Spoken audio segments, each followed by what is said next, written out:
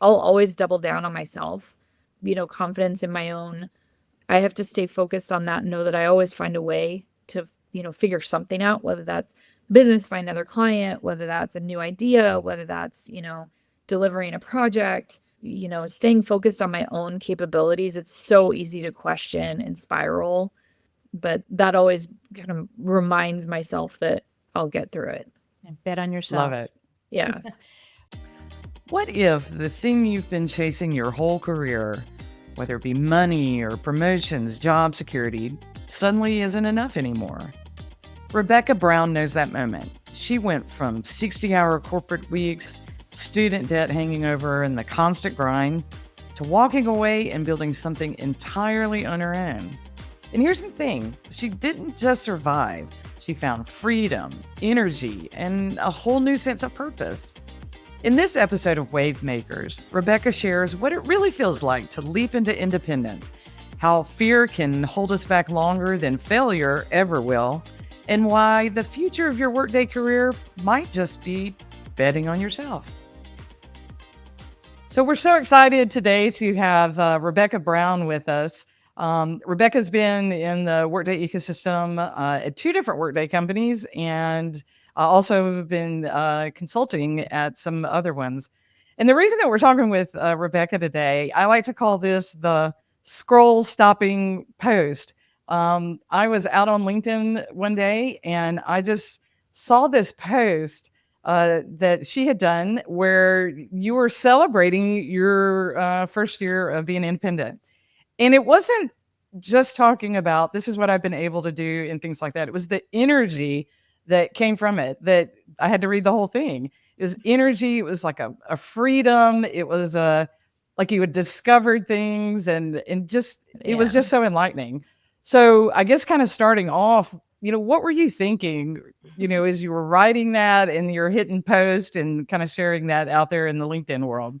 Yeah. Well, thank you. First off, I'm super excited to be here too, but I have a love-hate relationship with social media because I feel like you kind of have to be out there to, show people that, you're not a complete idiot, but at the same time, I generally have a perspective that no one would want to hear anything I have to say. So I struggle with the even idea of posting. It's really interesting, right? Because I left my corporate job in May of, what year is it? 2020. So May of 2024. So I've been doing this now for 16, 17 months, something like that. And it was a really big change. I mean, I come from, a background of you work the 80-hour weeks. I've had jobs where I was sleeping on the floor. I've had jobs where I drove home at 5 a.m. to take a shower and then turn around and go back to work. And, to go from that to just the unknown was really intense. I mean, it was a really big change. I think something important, and I even think I put this on the post, but for my story is, I grew up without a lot and I, graduated college. I had probably $150,000 worth of loans. I don't even know because I had a spreadsheet and I didn't save the before. So it just worked down. And a lot of my decisions, really for the first, 10, 15 years of my corporate career were focused on money. And I think that's the reality for a lot of people is it was chasing Mm-hmm. promotions, chasing opportunities, just mainly not because I was trying to take over the world, but because I was just trying to get that burden off my back. I don't regret a second. I loved my education. I felt like I took away so much from it. I would change a few things, but I wouldn't change a lot.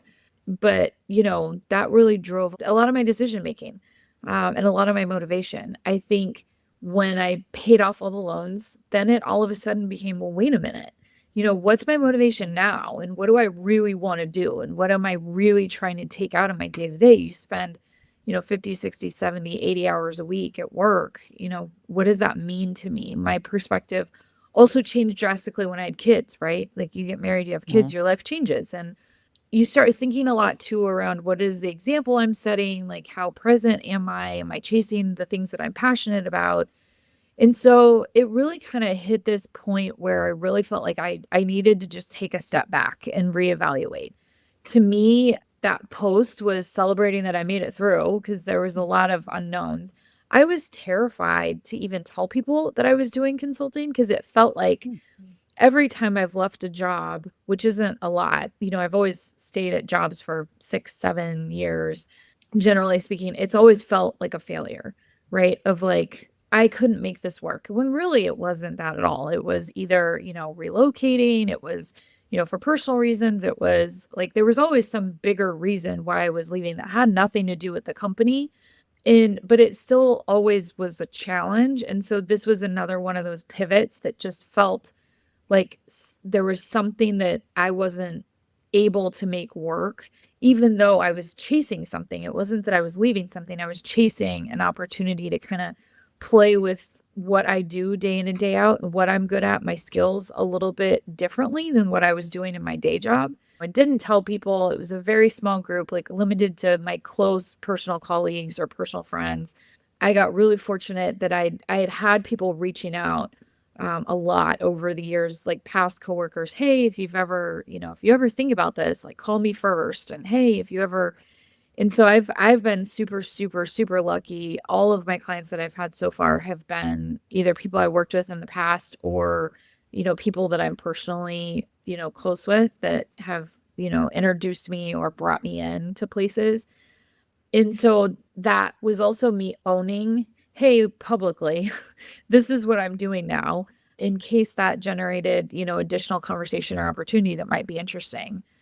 But it was, I think, it was like, I need to own this, I need to be more public about what I'm doing. And it generated a lot of interesting discussion. People that, sort of assumed they knew what was going on, then we're like, wait a minute, you've been doing this for a year? How did I not know that?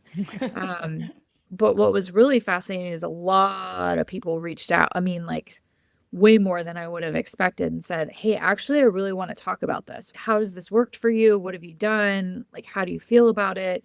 And that was very unexpected. Well, and I think you and I have talked about this. Is literally when I saw your post, I was actually working with a director who had been riffed, and as I'm reading your post, I'm thinking about him because that was one of the things I said. Have you ever thought about going independent and starting your own company? And literally, he messaged me and said, "Did you see this post?" And I said, "I literally read it thinking of you." It was just so funny. And I know that he reached out, and obviously you did a follow up. You said that so many people had reached out, and what were they asking? I mean, were they, is it a Yeah, fear of doing this? Do I want to do this at this level? Or, what were they asking? it was interesting because it was all over the place. So, I mean, my situation, I chose to leave my job. I wasn't riffed, but I have a lot of empathy for that because there's a lot of that obviously happening in the marketplace. That has nothing to do with the strength of talent. I think, for a lot of reasons, companies are having to make changes and, um, I think in general, people are feeling less secure about their position. Sometimes people are looking for a plan B. Sometimes people are thinking, wow, that could give me a lot of something that I'm missing in my life right now that could be really interesting. So I had a lot of different questions. Some were very tactical of like, well, how do you set up a company and how do you do taxes and what about your retirement? And, like some of those types of questions that are very, very, kind of brass tacks. Some were more kind of at the macro, like, is it terrifying? How are you, and yes, it is. Spoiler alert, like it's a short answer, but there were a lot of questions like that. And some were more like, what are the types of things that you're seeing with the clients that you're working with? Because I've had, I think, 6 or 7 clients now that I've worked with pretty closely, one for over a year, and the rest, like, have stayed in touch, still engage quite a bit on like, more probably macro level questions. And it really covered a wide range of topics of like what people wanted to talk about. Some people were even more direct around like, I've been thinking about doing this. I got laid off 6 months ago. I took some time off. Now I'm trying to explore my options. What do you do for pricing? And so there was a lot of Oh, conversation around like, well, how do you determine what to price? Like, how do you market yourself? How do you price your services? What should your prices be in order to, kind of make it work? The other thing that was really interesting is people are using it too as a way to kind of try before you buy. And so there was one woman I talked to, it was brilliant. I mean, phenomenal, brilliant technologist. And she said, she's like, I spent, a really long time, 15, 17 years at the same company and then was laid off. And she's like, I don't know if I can trust the next employer. And so I feel like this is a way for me to get to know an organization, see if it's a fit before I really want to commit and then join. And I thought that was really smart. I mean, I think, we all want to be in a position where we have a little bit more control. And I think, especially when you get later in your career or more senior in your position, you almost view that as like a long term relationship, or like it's a really big commitment to take a position, especially that is certainly the case for me. Like I usually target like 5 to 7 years per company Mhm. if I'm going to be someplace. And so I think that's really smart. I think that's a good way to kind of get a sense of the culture, get a sense of the problems they're trying to solve. Where's the organization going? How does the leadership function? And then if it doesn't work out, you don't feel like you're quitting. It's just the Exactly. engagement ended and you move on to something else. Yeah. Yeah. Yeah. It's always the date before you get married kind of thing. Yeah, yeah. So I thought that was really smart. That was an interesting takeaway from one of the conversations that came up from that post, and I really appreciated her perspective. I thought it was a really good, it definitely makes sense for some people. Oh no, I mean, you're hearing more and more people doing it. And, I mentioned that one person that we were working with, but we have had this conversation over and over and Yeah, over yeah, this year. And it's all at this senior level, and yeah, that's where companies are cutting that layer out, and people, they want to do their own thing. Obviously the market's moving to that with all the innovations that are out there. It's easier to do that and build your own company, but there is a fear, yeah, with it. Yeah, I was So, I was going to ask, and congratulations on a year and a half of starting your own company. It is your company, it's your business, yeah. So congrats on that, and being a sounding board to those that have reached out to you. And I was just going to ask, as far as looking back, kind of, is there Mhm. something, as you were starting this, is there something that maybe you wouldn't have quite made that decision, or in a positive way? Is there something you would have maybe started earlier, or double down on, and as you started your own Yeah, it's a company? great question. I think so.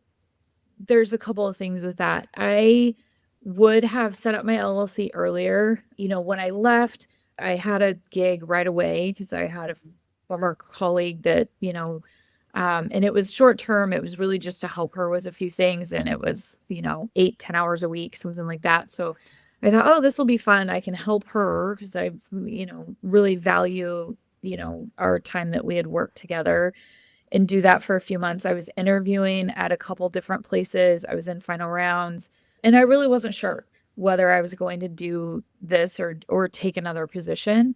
And I got to a point, the two places I was in final rounds, one of them I did get an offer, and it took like 8 weeks after I'd done multiple days mm, on site, and it just didn't that wasn't a great feeling. It just felt like, oh, there's some reason why they're not totally bought in on me. And then the other company, there were some questions that came up in the interview where it was like, well, I can do this job because I don't have kids. And that really rubbed me the wrong way. Mhm. And I just got to a point where it's like, I could regret this and I could be the dumbest person on the planet for making this decision, but I don't want either of those.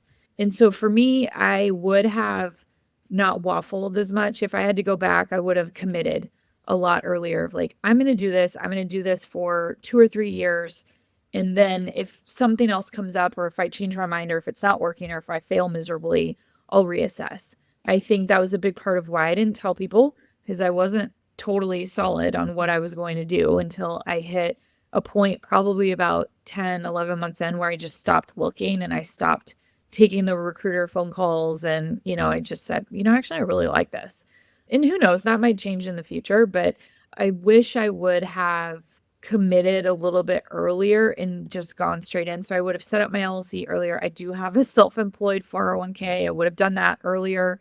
I set up payroll. I did, all that stuff. Like, I wish I would have done all of that earlier. It would have saved me a lot on taxes. That would have, helped me out. That indecision did have some hard costs to it, and that's probably the biggest thing I regret. And then I should have been more public about it too, Yeah. and talked about, hey, this is what I'm doing right now. If you need help, this is what I'm interested in. I have found that over the past year, I have also dabbled in a lot of things that I probably wouldn't have done as my day job previously. And that's been super cool. So it's been a chance for me to kind of get a little bit more creative with my skill sets and with the work I'm doing day to day. I joined an organization that does pro bono consulting, and I've been doing non-HR, like more like management consulting and market segmentation analysis, Nice. communications development, like things that are totally outside of my day job. And it's just been this really cool, like intellectual exercise that's gotten me to stretch some muscles that I didn't typically use in my day to day previously, that it just feels like I've totally, kind of taken a layer of like, it's like, it's like stripping paint off of furniture or something. It's like I took this layer of like, you know, um, preconceived notions of my own abilities, and I took that off and kind of started from scratch. And so I'm looking at the roles that I do, the consulting I do a lot differently, maybe more like aligned with the business, more aligned with operations. That's changed how I approach HR technologies, which I think has been incredibly valuable. I feel like the advisory I'm giving now is more valuable than it was a year ago. And I think that all, kind of came about from, or that would have been faster if I would have committed to the idea of like, look, I just want to kind of play with this a little bit and see what happens.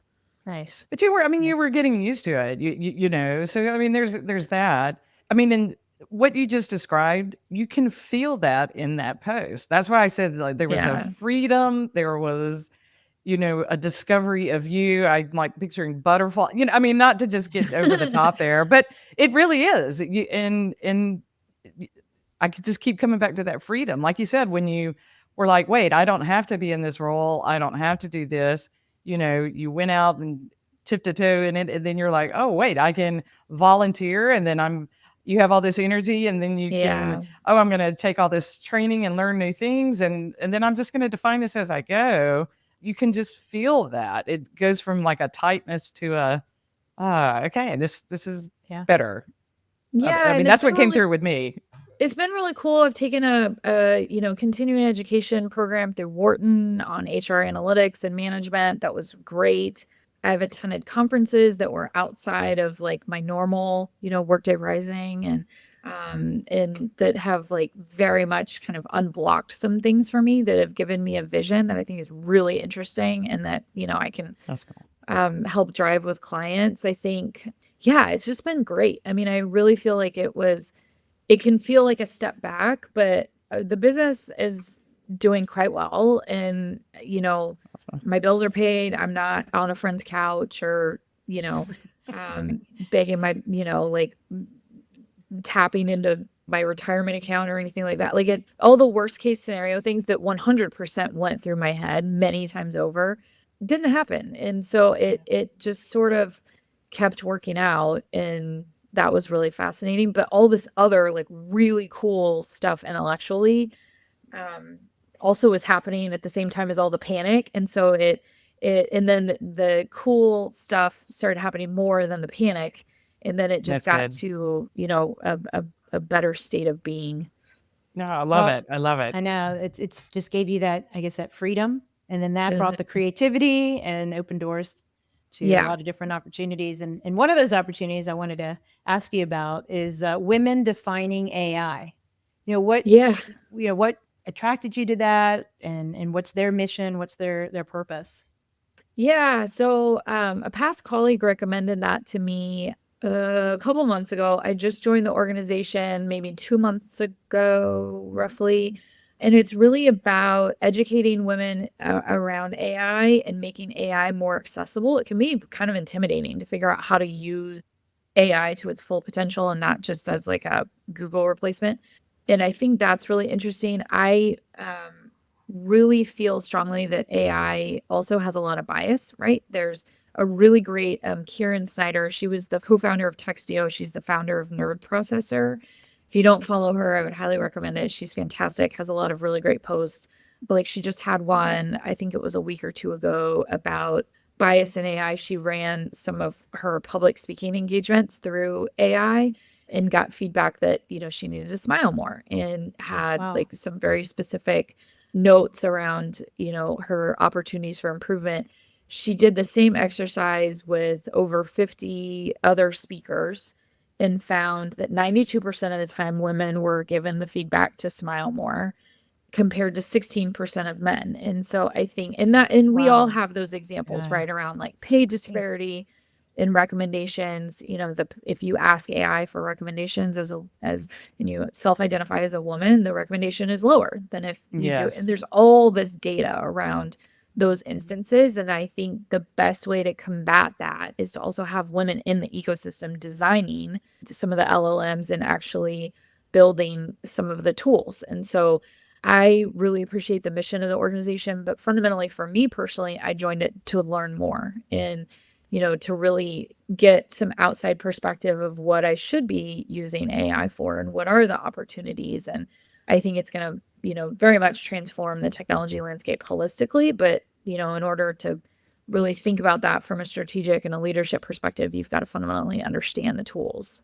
Nice. Yeah. Yeah. I'm not anti AI because I have been using it to do things that I have never been able to do before. And one of the great things about it too is it is helping small businesses actually Yeah. compete on the same level as large companies that have full staff and all that kind of stuff. But like you said, you have those issues. Obviously, being in the Workday ecosystem, we know the lawsuit that's going on, and whether it has anything to do with hired score or not, and all that kind of stuff. It's they're having to deal with that. Yeah. But companies in and of itself, I saw Gartner actually had put out that 40%, I think, of all agentic AI projects will be canceled by 2027. I mean, we're not even talking in the far future. It's this close. Why? And, I mean, what do you think about that? Why are you thinking that's happening? Or are companies rushing too much to adopt this real quickly, thinking efficiencies, or what's kind of going on? Yeah, what I'm seeing, I mean, I'm not surprised by that stat at all. What I'm seeing in the conversations I'm having is AI is the bright and shiny tool, and a lot of leaders are seeing it as a way to save money, right? There's all these opportunities to leverage AI and ultimately achieve synergy. But I think AI, it's just like any other technology project. It's got to have an ROI associated with it, and you almost need to do like a pilot and make sure that it's actually valuable and creates the business outcome that you're looking for. I think it was Johnson and Johnson. They called it Field of a Thousand Flowers, I think is what it was, where they did all the AI projects. And then they found that the top value was driven by five of the projects outside. And so they ended up canceling 95% of what Oh, they wow. had actually went live with, and really stuck with those five that had very defined use cases and value propositions for the organization. And I think that goes back to change management, right? Of employees are already stretched really, really thin. I mean, since COVID, I think the landscape from an employment perspective has changed. You're doing more with less, you're focused on the bottom line. Employees are doing the best that they can, but they're overextended and they can only take on so much change. So Right. you have to be really thoughtful about what projects you move forward with. Is there a value proposition in it? What's the opportunity cost of that change management? How do they understand even how to leverage the tool? And I think that's every HR leader right now. If they're not, they need to be focused on how to upskill their workforce to take in and consume and leverage AI to actually benefit their functions. But you run the risk of distraction. And I think Oof. as that happens and you get feedback that there's just too much going on, there's this then overcorrection to like simplify. And in the HR tech space, we've been doing that for years, right? Tooltopia, right? Of, well, I've got this for HR, I've got this for recruiting, I've got this for background checks, I've got this for benefits, and I've got this for comp. And you have all these things. And so that's where Workday, is really trying to tie all of those things together and create one platform. like, you can argue back and forth with whether they're best of breed in each of the spaces. But that's what's going to happen with AI too. And I think it's figuring out what is worth the distraction and drives business value and outcome and employee experience or whatever the goals are versus what is overhead and distraction that's not driving value. And Right. as you get to those quicker decisions, then things are going to get shelved because it's just too much noise in the day to day. It is a lot that's just to consume and is emotionally taxing. Just trying to, am I falling behind? Am I, not? Or, what's going Yeah. on with all this stuff? What are the things that you posted about? I know it sounds like I like stalk you there, but no, but I found like just some interesting things. Yeah. And I actually had a conversation with someone recently about this. So that's why I wanted to get your thoughts. Minimal viable product. It's being pushed everywhere. I know. And my take on it is, to get something adopted really quickly and then, enhance it or fix it later. Kind of what are your thoughts? And the good, bad, and ugly. Yeah, I have a love-hate relationship with MVP too. And this goes way back to like the days pre-HR technology when I was working in like more broader web dev type spaces. I think there is a time and place for MVP for sure, especially before your product goes GA. That makes total sense of just like continuing to layer and build. For HR technologies, you have to be super careful. And this is where this is where the creative part really drives a lot of value, right? In the strategic part of the humanness that, can't be replicated by AI is you really have to factor in whether or not you're overwhelming your employee base with changes, right? Because that's the whole thing with MVP. You go live with, and then you just add in more functionality, add in process improvements, add in tweaks. But your people have to consume that, whether it's your employees, your functions, finance, IT, legal, HR, right? Your own organization. Can they take on that much change? And what do you lose in the process of educating on all of those changes? I have been in a situation where I've gotten feedback before that we went too fast and we did too much. And honestly, it was fair. The employees, we were in a space of rapid transformation and rapid growth, and we had to push stuff out, and we were doing that a lot. And I got a lot done. I mean, that was one of my most productive years I've ever had in my career. But our employees didn't know where to go for, try to do XYZ because there was so much that was changing. They couldn't track on, and it's easy for us because it's our day to day. Well, of course, you're going to go to Workday now instead of whatever. But Right. if you're the employee who's only engaging with HR once a year to get their comp statement or to enroll in benefits or to change their address, like they don't really know. They don't really care. And so that's where I think it tends to fall apart is you can lose people. So I'm a big proponent of this like goes back, my core is project management, right? Like from a million years ago is plan well, plan right, plan smart, and then execute. And I think there's core pieces around data hierarchies, security, integrations. You can't do those wrong and just improve. Right. Those are hard to change. Integrations, you might have a very hard cost associated with that too. I mean, it can be 20 grand to modify an integration with a vendor, right? And those are use cases where MVP does not make sense. Within your own function, where maybe they're much more familiar with the tools, with the changes, it's easier to consume, then MVP makes total sense. One thing tactically that I've done is like in my change control forum, I've asked a question of like, is this employee facing, business manager facing? And if it was employee impacting or facing, we only did those at a certain increment, right? We only would do those changes like once every 6 weeks or once every 8 weeks, depending on what Okay. else was going on. And then we did a big calm and, explained those and we focused on the change management piece to make sure that those were successful.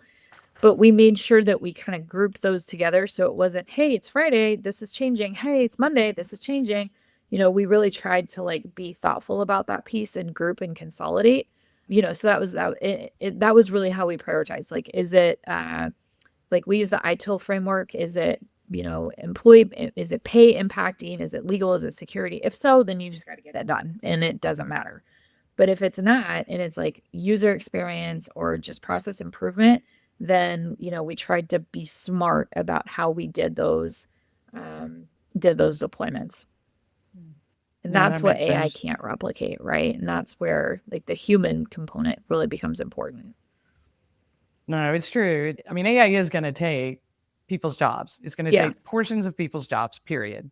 The ones that are going to be able to do more are going to, or be around or excel or anything like that, are going to be the ones that have the people experience, the Yeah. bridging. And actually, this kind of goes into something that I won't do this yet. But that they're going to be able to do more.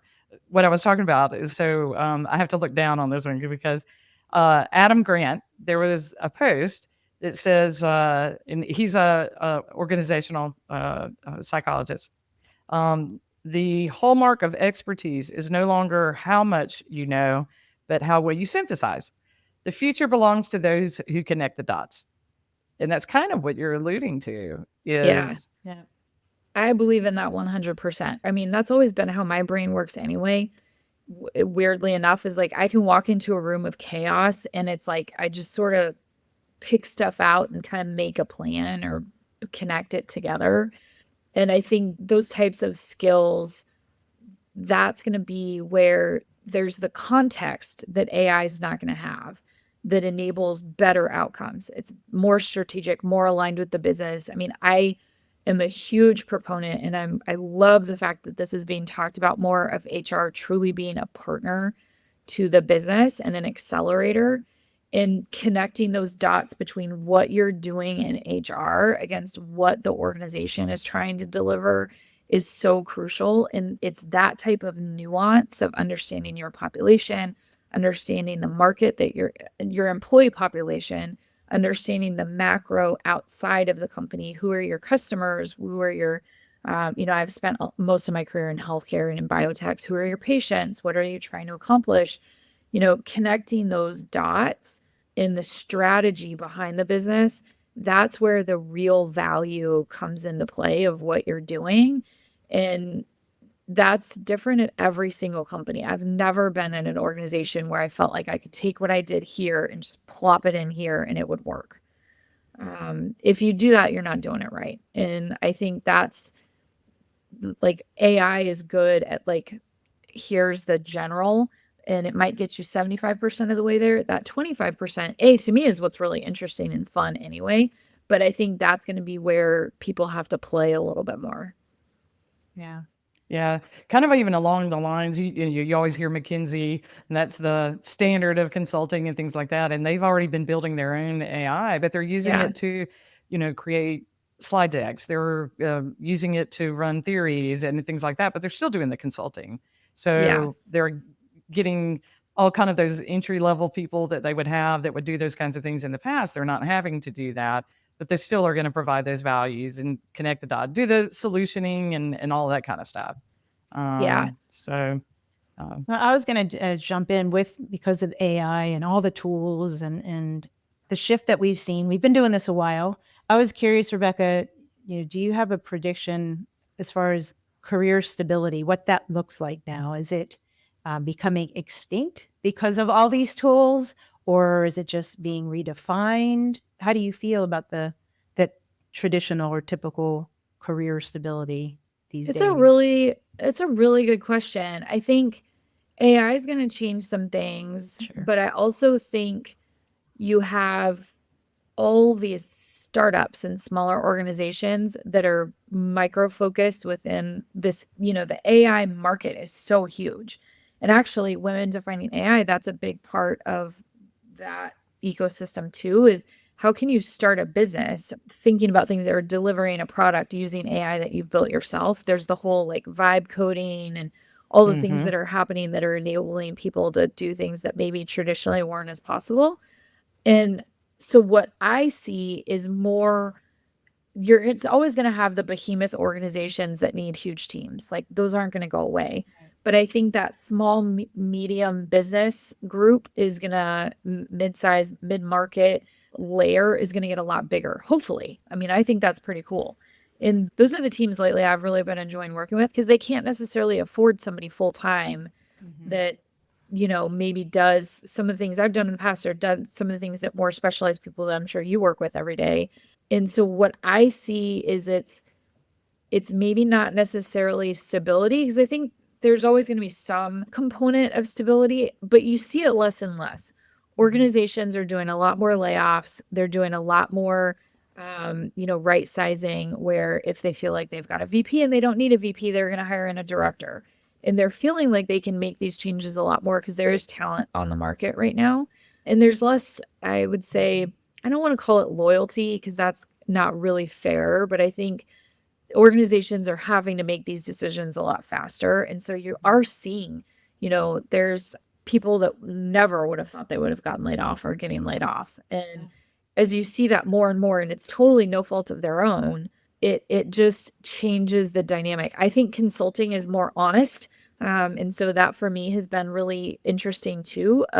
There's certainly been times in my career, and especially after COVID, right, where I didn't feel like I had job security. There's been a number of times over the past, I'd say 5 to 7 years, where I've thought, oh, I could, I'm next, like this is coming. And I've never actually been laid off. So some people might just say I'm paranoid, but like it's happening all over. Yeah, absolutely.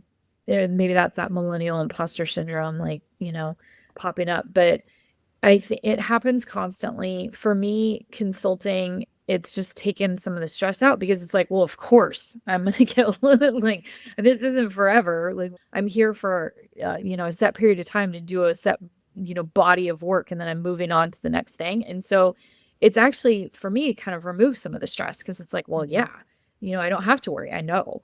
And so it's enabled me to just stay focused on the work a little bit more. And so I do see people, kind of moving in that direction. I'm not the only one that's felt that way, I'm sure.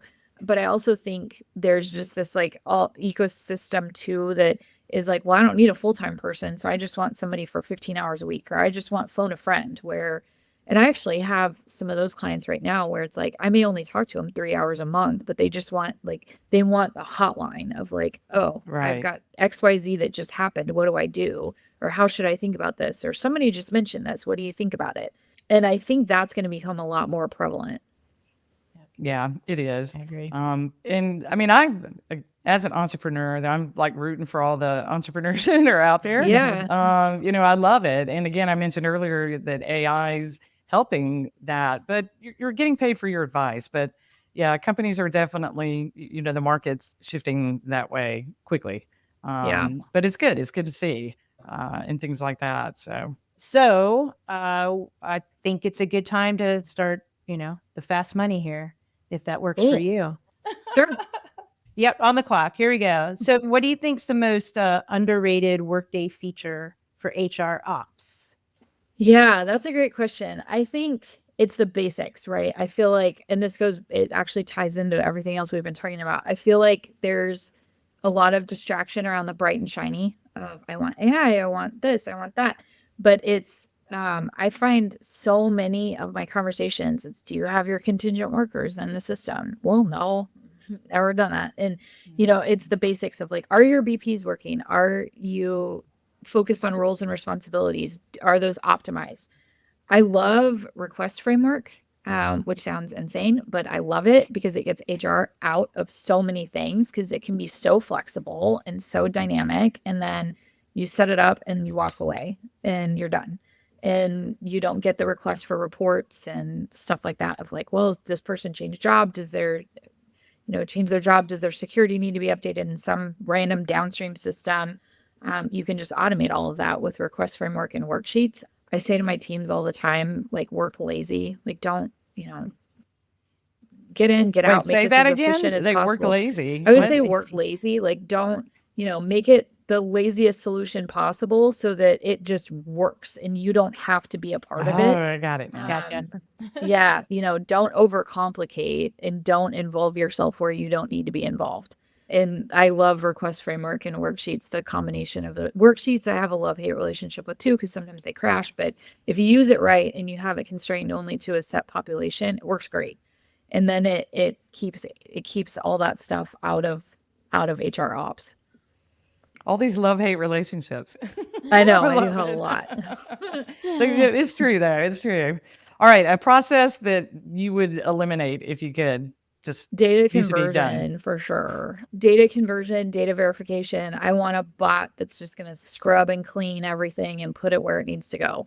The sooner I get that off of, I've spent so much time living in pivot tables and VLOOKUPs and oh, is this work location aligned with their home address to get a new system loaded, and getting rid of all of that would be fantastic. There's no value in that work. Oh, VLOOKUPs. Oh yeah. Yeah. Good times. All right. So this year of enlightenment or year and a half of enlightenment, what's a book that people in HR tech should read this year? Yeah, so it's funny because it's actually like very much aligned with a conversation we've been having. But the book I just bought is more human. So how the power of AI can transform the way you lead. I've got it sitting here actually because I Oh, just cool. got it. I think that human component can't be replaced, right? It's those knowledge workers, it's the strategy, it's the creativity, it's the empathy, it's the relationships. And I think leaning hard into that not only enables you as a leader, but I think it also brings that 25% that AI isn't going to replicate to your function. No, that's good. All right, I got the next question. What's Yeah. what's one belief that's helped you stay grounded, Rebecca? That's a good one. I think the piece that's probably always kind of brought me back is, when I have my days of panic of like, oh my God, no one's ever going to hire me again. This too will pass. And, you get through to the other side. I'll always double down on myself. Oh, I love that. And have, confidence in my own, I don't know, like ability to survive, I guess. One of the leaders that I've worked with in the past would, always use the word grit. I've been called gritty. I've been called scrappy a lot, a lot of those types of things. And I think I have to stay focused on that and know that I always find a way to, figure something out, whether that's business, find another client, whether that's a new idea, whether that's, delivering a project, staying focused on my own capabilities. It's so easy to question and spiral, but that always kind of reminds myself that I'll get through it. And bet on yourself. Love it. Yeah.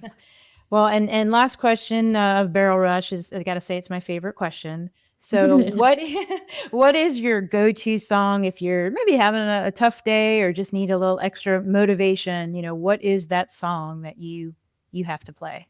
Yeah, I really don't have one, Okay. because so much of it depends on kind of what I'm dealing with, of like if I'm trying to amp myself up or something. But I'm definitely I love my 90s music. I love the early 2000s. Like if I really got done with a hard conversation or if I'm preparing for a really hard conversation, my husband always calls it the angry music. So I go for like my, really hard hitting so that it gets my blood pumping. So it's more Yeah. of like the hard rock or like those First types song of- you'd go to in Spotify.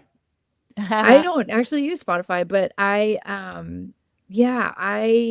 actually don't have one. Hard rock. Yeah, So I go for my angry music. what about a favorite band? A little hair band? Was that in the 80s, 90s? A good old hard rock The band. 90s was grunge, wasn't it?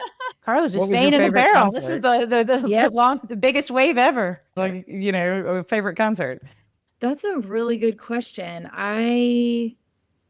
The last concert I saw was Cake, which was super Oh, cool because wow. that was Wow. that was like, and that was just a Yeah. couple months ago. And that was fun because it definitely took me back to that takes you that back. time frame too. So I'll go with that. It was nice. Now I've got kids. I don't get out. I don't get let out much. So I'll take the time when I get it. I love it. I love it. Nikki, what was your favorite concert? Favorite concert? I Yeah. can tell you, it was my first concert. And I am showing my age. Oh well, it is what it is. The Jackson 5 was my Oh, that's favorite fun. and first concert. I was about 9 years old and stood on the chair with my brother, and I was a dancing machine. It was That's a fabulous awesome. concert. I see what you did there. That is so funny. I That's love so it. fun. Yeah. What about yours, Carla?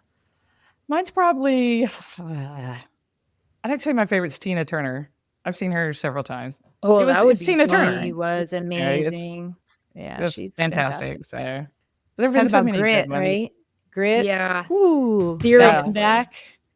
exactly. Yeah, redefining That's awesome. yourself. I mean, epitome right Yeah, there. right? Yeah, Exactly. I Yeah. love that. That's Well, I love awesome. it. Well, you made it through the barrel rush. So, but I just want to thank you so much, and I'm so glad again that the love-hate relationship. It's the have that with LinkedIn. I But know. this was a good. I loved seeing this post again. It was just genuine, and the feeling around it, and obviously it resonated with other people. And you alluded to this even earlier. It, we've been beating this drum is with in a world full of AI generated everything, your story Yeah. is the only thing that you have, and that's what that did, and it obviously impacted other people, and it just was so powerful. So Yeah. thank you so much for doing that, and I'm just so glad I ran across it. Yeah, thanks for Yeah. having me. This is really cool. It's been It a was fun great meeting you and spending time with you this afternoon. And can't wait to see all the incredible success you continue to have in your company and your travels and nonprofits and volunteering. You can have a pretty busy schedule there. Thank you both so much. No, Thank you, thank Rebecca. It was you. great. Enjoyed it. Yeah, All the thanks. I'll talk best. to you soon. Thank you again for sharing your story and your insight. We've got more conversations like this coming, and we're also putting the finishing touches on something that's never been done before out in the ecosystem. We'll be sharing those details very soon. And if you're headed to Workday Rising, let us know. It'd be great to meet up. And if there's a topic you'd like us to cover or a guest you'd like to hear from, just reach out to Carla or me directly. And make sure to follow the show so you don't miss what's next. And leave us that review. It really helps others find us. Thanks again for tuning in and for letting us help you ride the Workday wave.